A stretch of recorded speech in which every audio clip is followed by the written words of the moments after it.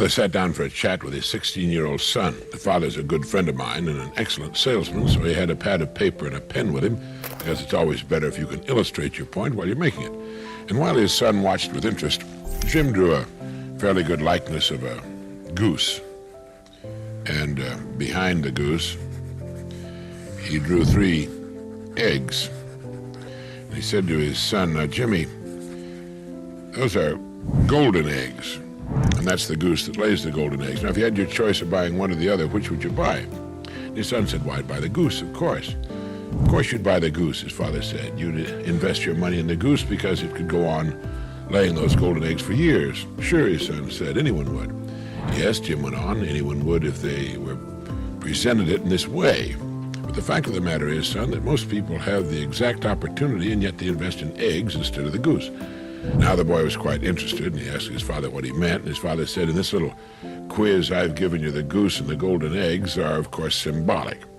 The golden eggs people invest in are represented by their homes, cars, television sets, furniture, refrigerators, stoves, boats, vacations, all the good things they can buy. All the good things everyone wants to have and should have." "Well, what's wrong with that?" the boy asked. "Well, there's nothing wrong with that, Jimmy. It's just that most of them invest in golden eggs exclusively and don't invest enough in the goose that provides all these golden eggs. You see, the goose that lays the golden eggs is the breadwinner.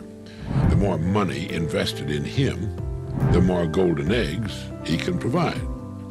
Now, take you, for example, Jimmy," he said. "You're 16, and like most boys your age, you don't know what you want to do with your life yet.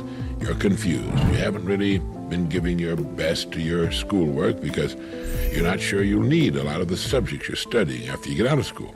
And not knowing what to do after you're an adult, you don't know what you'd want to major in at college. Now, what I want you to understand is that as long as you're getting an education, we're both investing in this goose.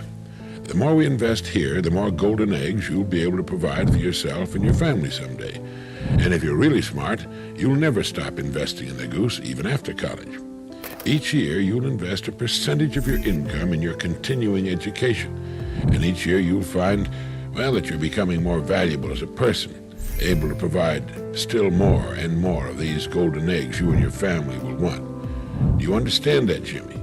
The boy was silent a long time, and he said, "Yes, I think I do, Dad. I think I do."